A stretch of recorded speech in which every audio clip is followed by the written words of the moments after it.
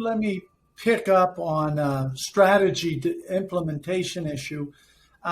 As the world's evolving, or the U.S. is evolving, how do you think about the urban versus suburban, these what I would call tertiary cities, Boise, right? All of California is going to move to Boise and Santa Fe. How do you think about all of those kind of issues in terms of your direction that you're heading? So I'll go back a little bit to one of the first question you asked, Peter, which is that there is an overall shortage of housing across the United States. And frankly, the only way that we're going to address that shortage of housing is by additional supply, creating additional supply.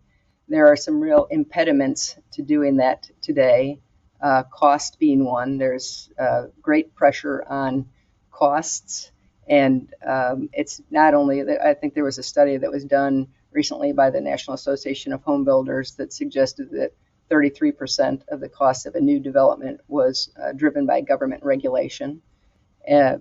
Maybe we'll get some help with that, depending upon if and what Congress passes by way of an infrastructure bill. But we also have huge costs going up as a result of lumber, although frankly, lumber to me feels like that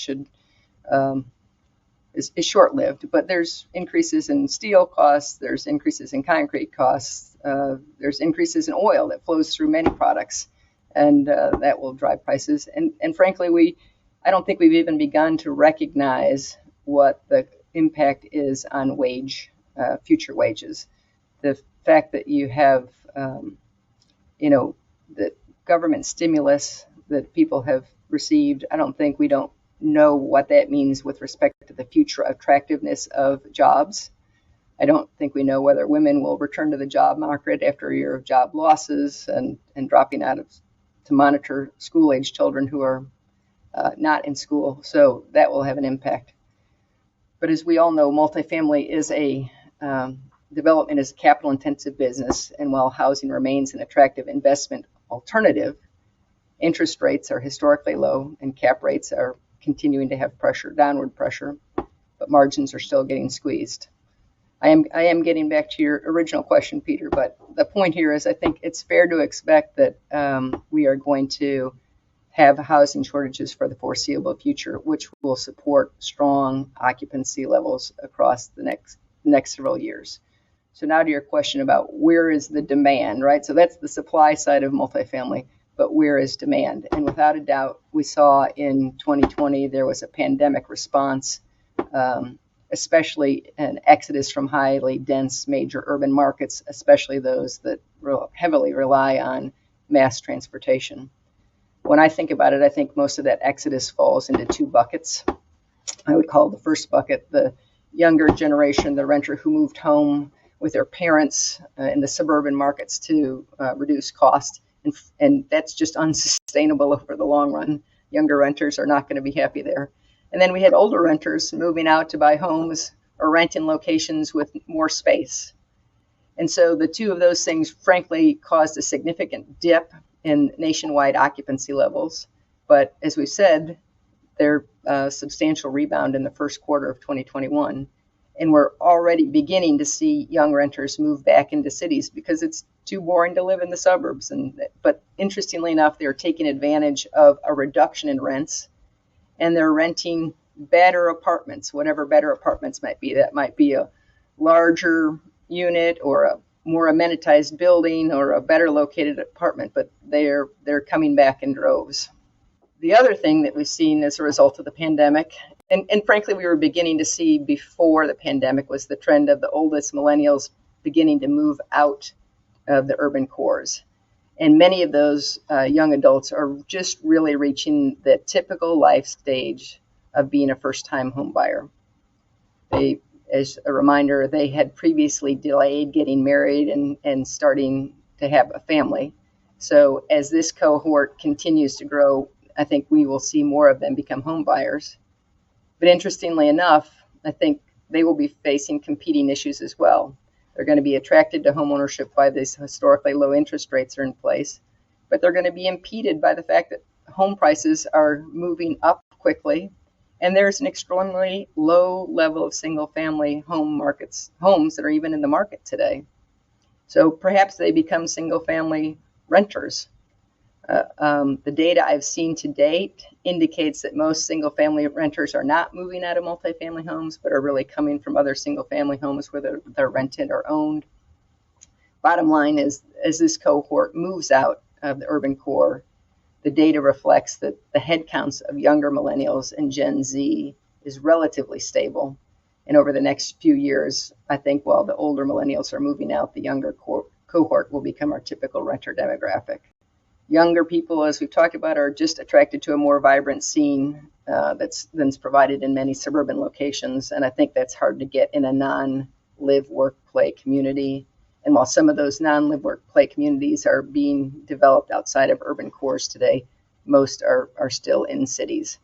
And I think, you will continue to see younger adults attracted to the city primarily because there's attractive lower rental rates. There's been a huge movement of young adults moving from Brooklyn into Manhattan, right? Again, taking advantage of that better real estate. I think we're also seeing in our industry the impact of the work from home, which is really, Boise now instead of maybe New York City. And frankly, this is also just an acceleration of the trends that were already underway. The ability to work from home from a housing standpoint, to me, seems to be more impactful for the older, more established renter who can afford to buy a home and is not as interested in that nightlife. And while for a younger generation, they may want to live out in the woods of Colorado, I think they are still primarily going to be a renter. I'm not sure they're going to be home buyers. Counterintuitively, the impact of the work from home on commutes are going to reduce commute times and make it more palatable to put up with the future. So you've got all those things that are impacting markets. What I think is going to be more impactful to specific locations is the relocation of businesses to less expensive markets in an effort to not only reduce their costs, but equally importantly, to get access to a diverse pool of talent.